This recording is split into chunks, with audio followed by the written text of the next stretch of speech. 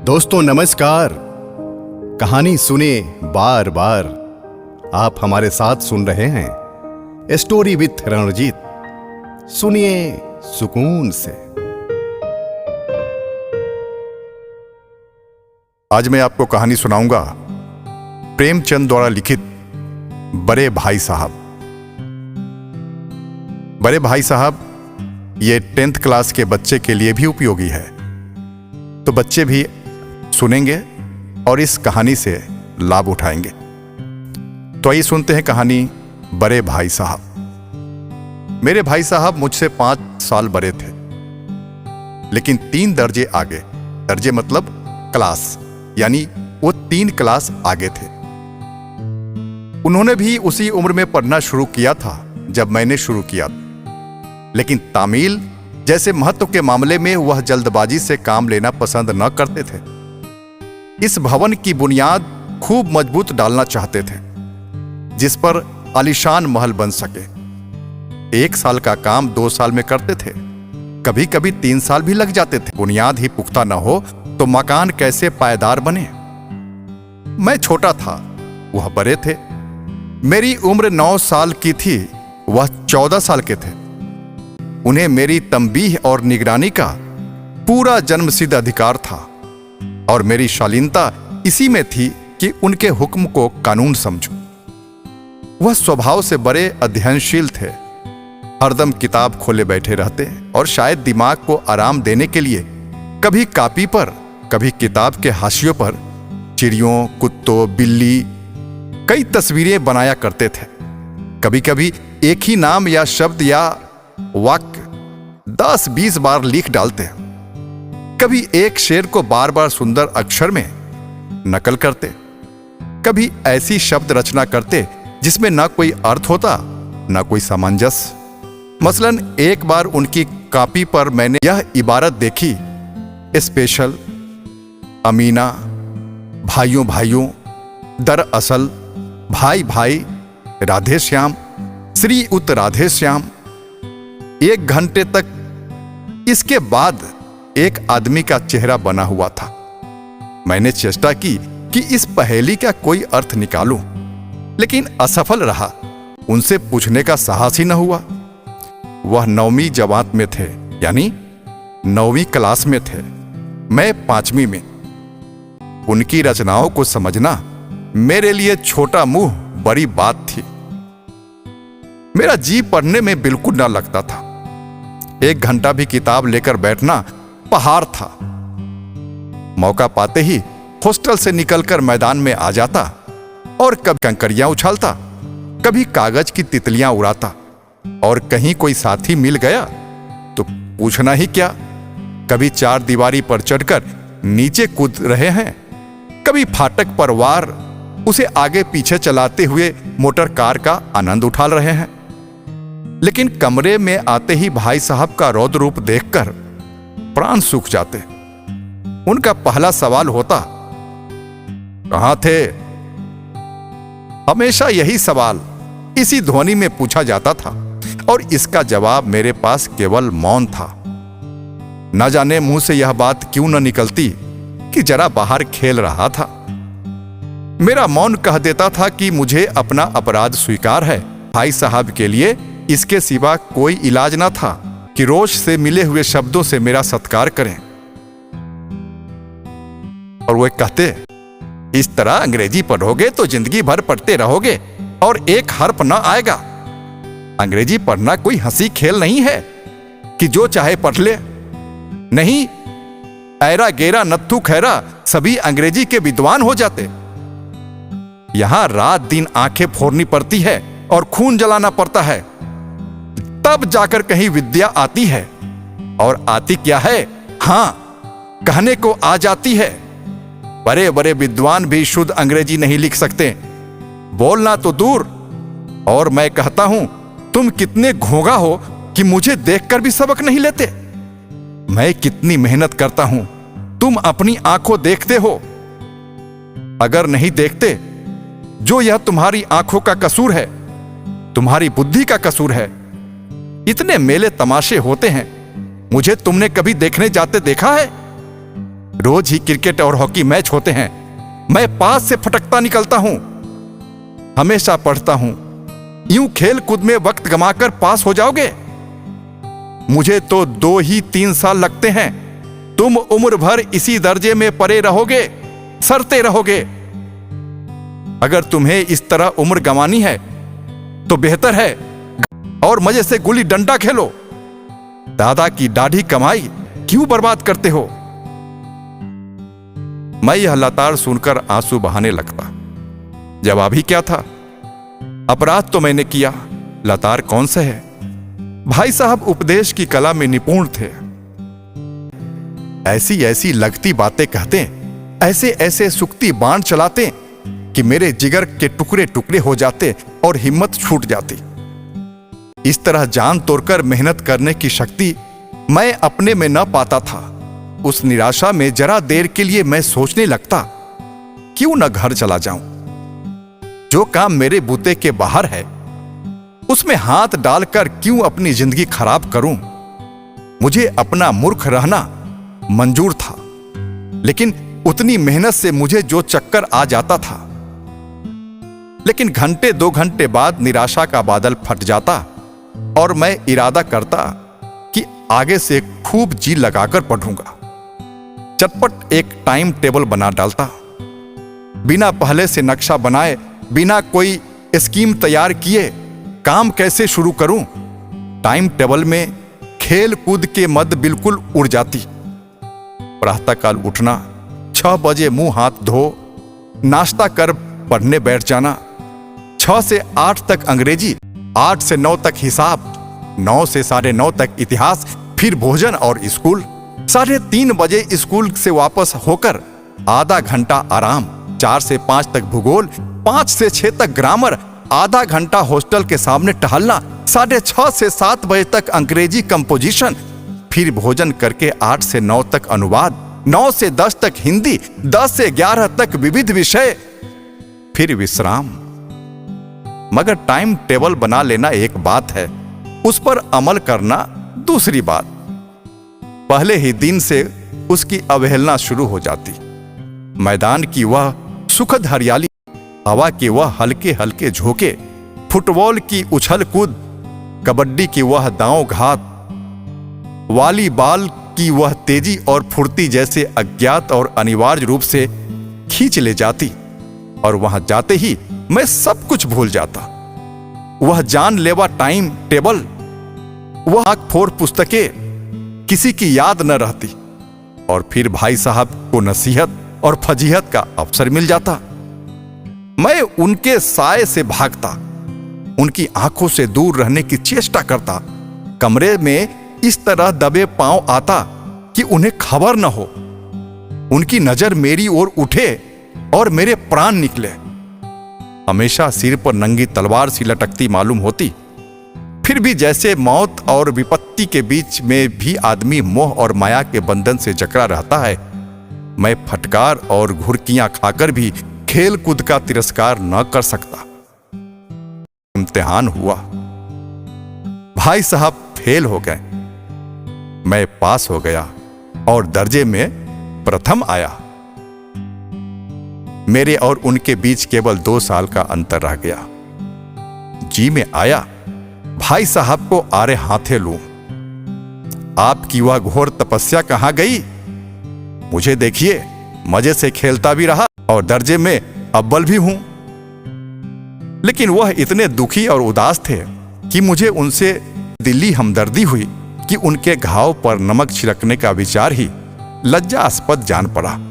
हां, अब मुझे अपने ऊपर कुछ अभिमान हुआ और आत्म अभिमान भी बढ़ा। भाई साहब का वह रोब मुझ पर न रहा। आजादी से खेलकूद में शरीक होने लगा। दिल मजबूत था। अगर उन्होंने फिर मेरी फजीहत की तो साफ कह दूंगा, आपने अपना खून जलाकर कौन सा तीर मार लिया है? मैं तो खेलते कूदते दर्जे में अव्वल हो गया हूं। जवाब से यह हेकड़ी जताने का साहस न होने पर भी मेरे रंग ढंग से साफ जाहिर होता था कि भाई साहब का वह आतंक अब मुझ पर नहीं रहा है। भाई साहब ने मुझे भांप लिया। ससहत बुद्धि बड़ी तीव्र थी।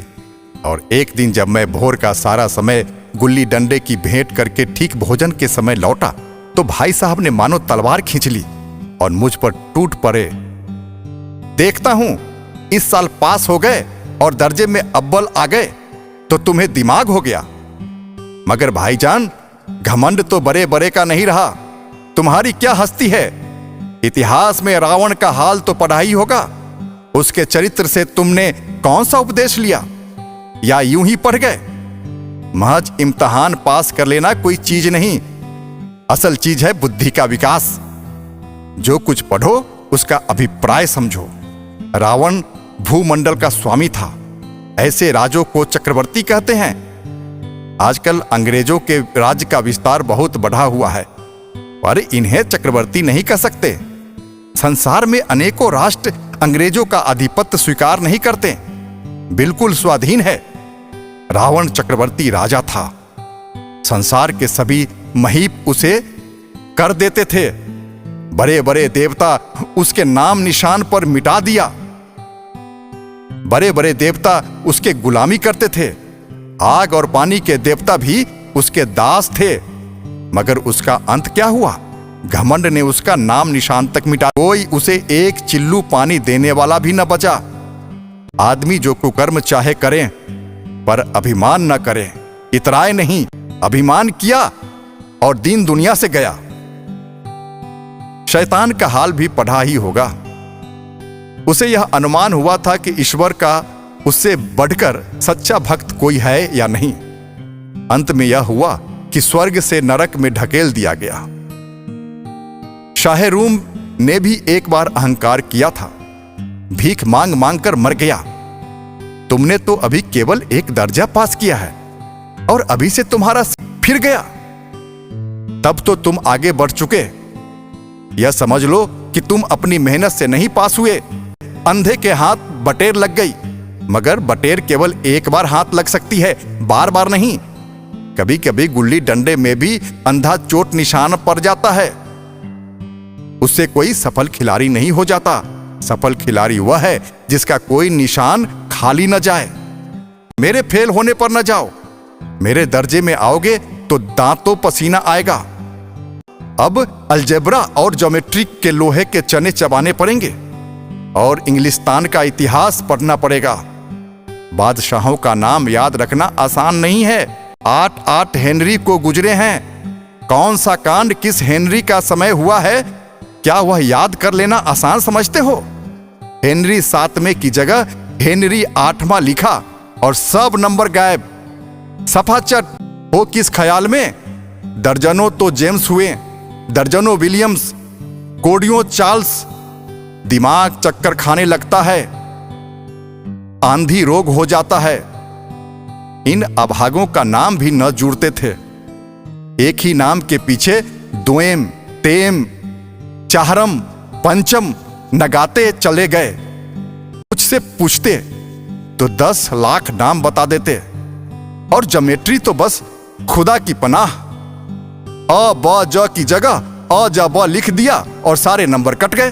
कोई इन निर्दयी मुमतहीनों से नहीं पूछता कि आखिर अ ब ज और अ ज ब में क्या फर्क है। और व्यर्थ की बात के लिए क्यों छात्रों का खून करते हो? दाल भात रोटी खाई और भात दाल रोटी खाई, इसमें क्या रखा है? मगर इन परीक्षकों को क्या परवाह। वह तो वही देखते हैं जो पुस्तक में लिखा है। चाहते हैं कि लड़के अक्षर अक्षर रट डाले और इसी रटंत का नाम शिक्षा रख छोड़ा है। और आखिर इन बेसिर पैर की बातों के पढ़ने से क्या फायदा? इस रेखा पर वह लंबा गिरा दो तो आधार लंब से दुगुना होगा।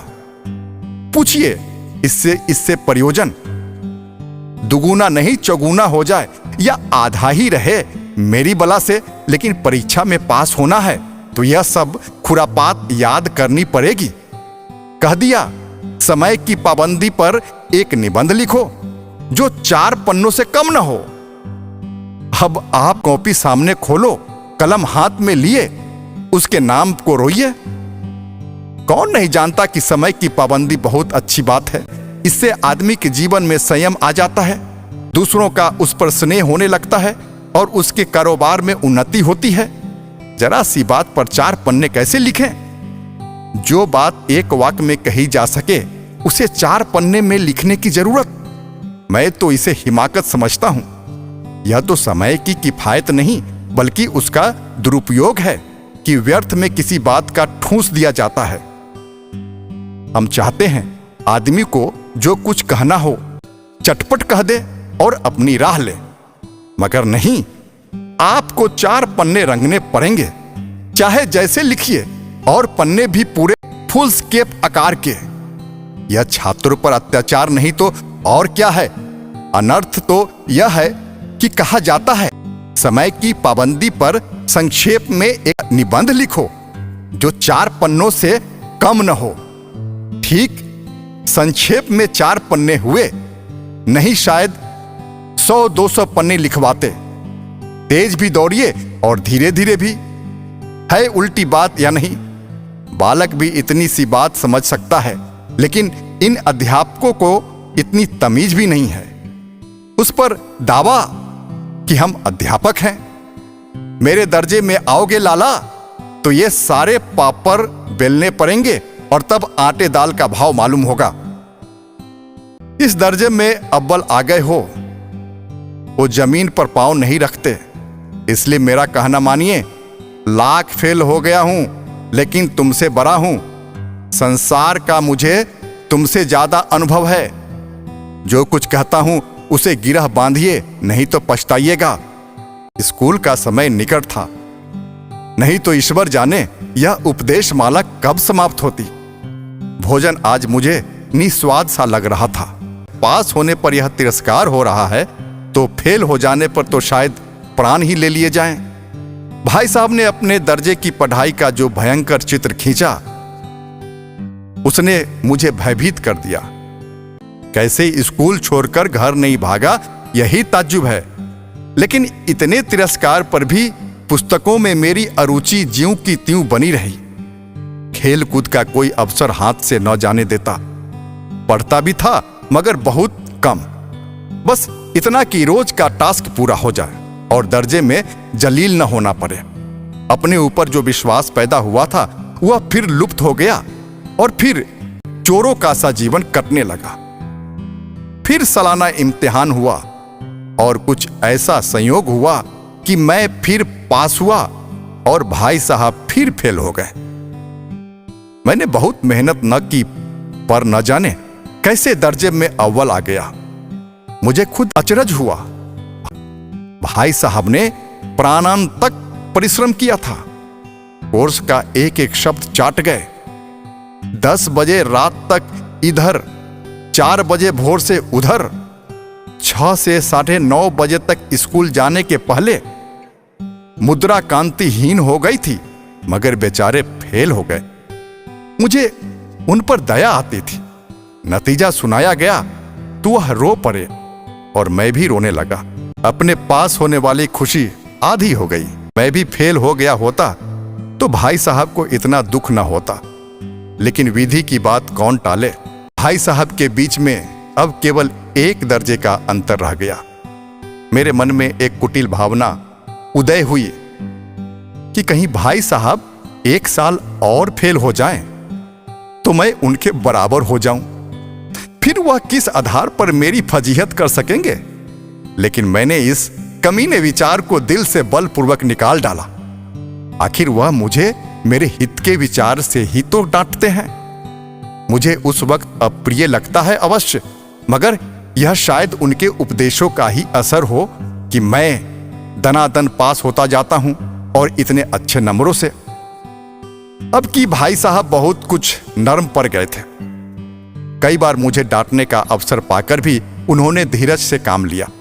शायद अब वह खुद समझने लगे थे कि मुझे डांटने का अधिकार उन्हें नहीं रहा, या रहा तो बहुत कम। मेरी स्वच्छंदता भी बढ़ी। मैं उनकी सहिष्णुता का अनुचित लाभ उठाने लगा। मुझे कुछ ऐसी धारणा हुई कि मैं तो पास ही हो जाऊंगा। पढ़ूं या न पढ़ूं, मेरी तकदीर बलवान है। इसलिए भाई साहब के डर से जो थोड़ा बहुत पढ़ लिया करता था वो अभी बंद हुआ। मुझे कनकौवे उड़ाने का नया शौक पैदा हो गया था।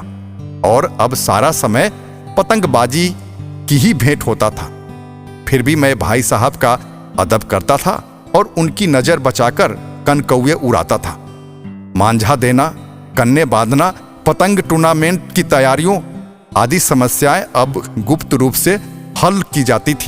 भाई साहब को यह संदेह न करने देना चाहता था कि उनका सम्मान और लिहाज मेरी नजरों से कम हो गया है।